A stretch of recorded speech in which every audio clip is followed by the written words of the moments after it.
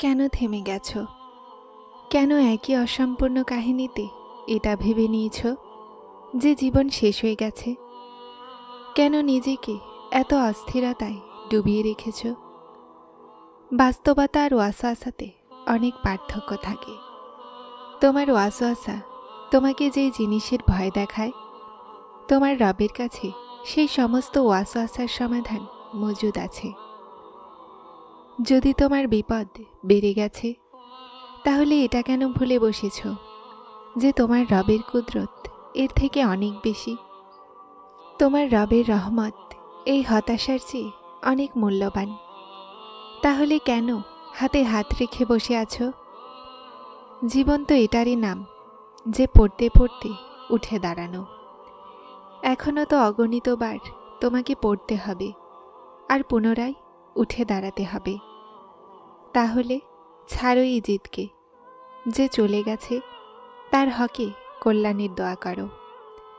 যে কাছে আছে তার জন্য দোয়া করো। প্রতিটা মানুষের ওপরে পর্দা কায়েম থাক। আর এই যে 2-4টা সম্পর্ক টিকে আছে, তারা সালামত থাকুক।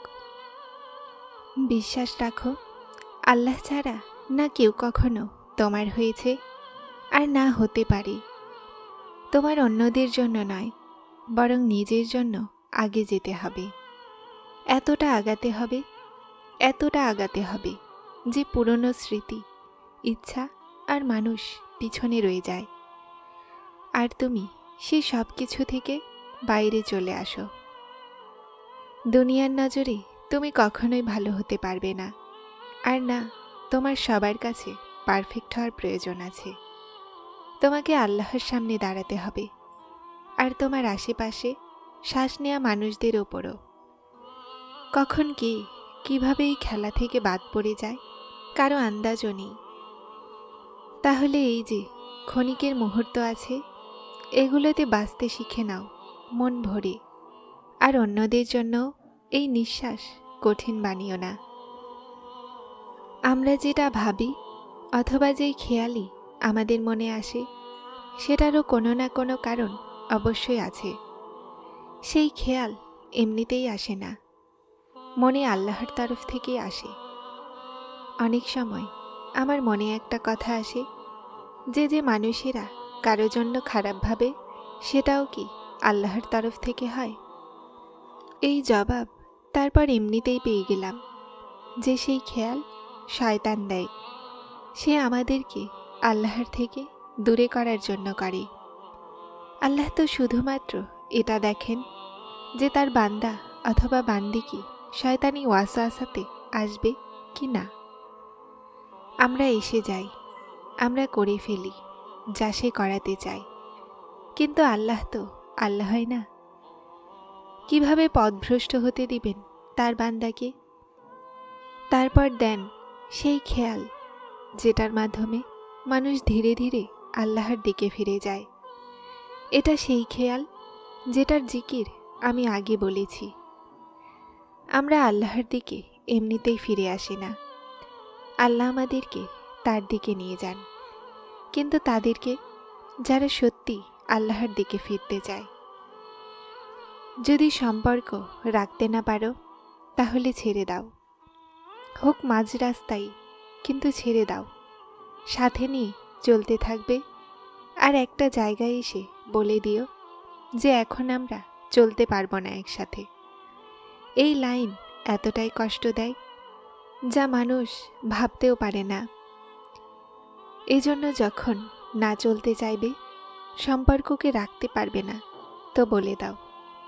কিছু সময়ের কষ্ট তো তারপরও সহ্য হয়, কিন্তু জীবনভর সময়ের দুঃখ কষ্ট থেকে মানুষ কখনোই বের হতে পারবে না। আল্লাহ তো সব জানেন, এটা ভেবে আমি নিজেকে কখনো সান্ত্বনা দিইনি। ক্লান্ত হলে মাথাকে ঝুঁকিয়ে নেই, না উদ্দেশ্যের সাথে লড়াই করি, না পরিস্থিতির অভিযোগ করি, না আপনজনের কাছে আশা রাখি, না অচেনাদের সাথে কোনো দুঃখের কথা বলি। দুঃখকে হাসিতে উড়িয়ে দিই, ভেঙে যাই তো অশ্রুসিক্ত চোখে হেসে দিই। এই রং, এই মৌসুম আমার স্যুট করে না, এটার অভ্যাস নেই। মনে খারাপ রেখে আমি জবান থেকে ভালো সাজতে পারি না। আমার মেজাজ কখনো এই দুনিয়ার সাথে মেলেইনি। যেটা ছেড়ে দিয়েছি সেটা আর কখনো ফিরে আমি দেখিইনি। যুগ বলে আমার জীবনে চলার অভিজ্ঞতা নেই, আর আমি এটা বলি যে এরা তারাই যারা আমাকে কখনো শোনেইনি। সবরের অভ্যাস আমি মনে রাখতে জানি না। ক্লান্ত হয়ে যাই তো আল্লাহর কাছে আশ্রয় নিয়ে নিই। প্রতিদিন শোনায় আল্লাহকে দুঃখের সেই পুরনো কাহিনী। হ্যাঁ, আমি দুঃখ আর মুখে প্রকাশ করতে পারি না। আমি মানুষের মতো বদলে যেতে পারি না।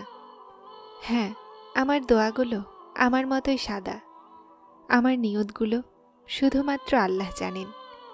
আমার অগণিত ত্রুটি আছে। আমি দুনিয়ার সাথে লড়াই করতে পারি না। আমি ঠিক নেই আমার প্রিয় আল্লাহ। আমি খুব কষ্ট অনুভব করছি। আমি খণ্ড বিখণ্ড হয়ে ভেঙে যাচ্ছি। আমাকে ধরে নিন, সামলে নিন। যেই অলৌকিকতার আমি আপনার উপরে আশা রেখে বসে আছি সেটাকে করে দিন। নিশ্চয় আপনিই কাদির। আমার দোয়াতে কোন বলে দিন। আমাকে শান্তি দিয়ে দিন। আমার চাওয়া অনেক ছোট, আপনার রহমত অনেক বড়। আমার সাথে সব সহজ করে দিন। আমার অসম্পূর্ণ দোয়াগুলোকে পূরণ করে দিন। নিশ্চয়ই আপনি অনেক দয়াময়, শ্রবণকারী। আমার চিন্তাগুলো দূর করে দিন। আমার চিন্তাগুলো দূর করে দিন।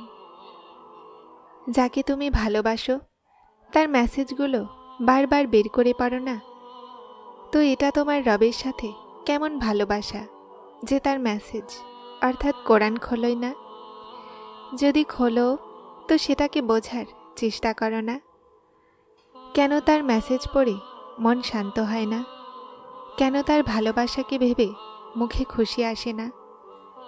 তাকে মনে করে অশ্রু কেন গড়িয়ে পড়ে না? তার সাথে সাক্ষাতের জন্য মন কেন অশান্ত হয় না? এটা কেমন দাবি তোমার তাকে ভালোবাসার? আর মানুষ তো কতটাই বেঈমান। প্রতিটা মুহূর্তে যার মুখাপেক্ষী তার থেকেই মুখ ফিরিয়ে দৌড়াচ্ছে। বরং তুমি জানো যে কাল তার কাছেই ফিরতে হবে, তার কাছেই দৌড়াতে হবে। ভাবো তো একটু, কোন মুখ নিয়ে যাবে তার সামনে? তুমি কি জেনে নিয়েছ তোমার জীবনের উদ্দেশ্য কি? তুমি কি পেয়ে গেছো সেই রহস্য যেটার জন্য তোমাকে এই দুনিয়াতে পাঠানো হয়েছে? যে রাস্তা আল্লাহ তাআলার সাথে জুড়ে যায় সেটা উত্তম হয়ে যায়। আল্লাহ তাআলার দিকে যাওয়া প্রতিটা রাস্তা মনকে শান্তি দেয়। এমন অনুভব হয় যে একা থাকা সত্ত্বেও কেউ সাথে আছে। মানুষের চাওয়া নেই, কেননা আল্লাহ সাথে আছেন। কেউ ছেড়ে যাক তবুও মন শান্তিতে থাকে। আমরা উদ্দেশ্যকে ভেবে অভিযোগের তকমা লাগাই না। তিনি রহমান, তার সাথে জুড়নেওয়ালারা গণী হয়। যারা তার সাথে জুড়ে যায় সে সবসময় তার অন্তরেই রয়ে যায়। জীবনের চারদিকে মহব্বতে ইলাহি থাকে আর আমরা রয়ে যাই। অভিনন্দন, তুমি তোমার রবকে পেয়ে গেছো। কাউকে খারাপ কাজ করতে দেখো তো বিচারক হও না। হয় তার জন্য দোয়া করো আর তারপর নিজে তাকে গিয়ে বোঝাও। মানুষকে এটা বলো না, কেননা যদি সে আল্লাহর কাছে ক্ষমা চেয়ে নেয় তো আপনার কি হবে? এই কথা মনে রেখো, ইনশাআল্লাহ। আল্লাহ তাআলাও খুশি হন যেন আমরা তাকে বারবার ডাকি। কিন্তু জানো, আমরা মানুষ তার কাছে যাই তখনই যখন দুনিয়া আমাদেরকে ভেঙে দেয়। যখন আমাদের ওপরে কোনো বিপদ আসে তখনও আল্লাহর হুকুমেই হয় যেন আমরা তার দিকে যাই। না হলে তুমি দেখো, শান্তিতে কে আল্লাহকে মনে করে? বরং আমরা তো সবচেয়ে বেশি অসন্তুষ্টই আমাদের খুশিতে তাকে করি। যারা চ্যানেলটিতে নতুন এসেছেন তারা সাবস্ক্রাইব করে হেদায়েতের সাথে থাকুন। আসসালামু আলাইকুম।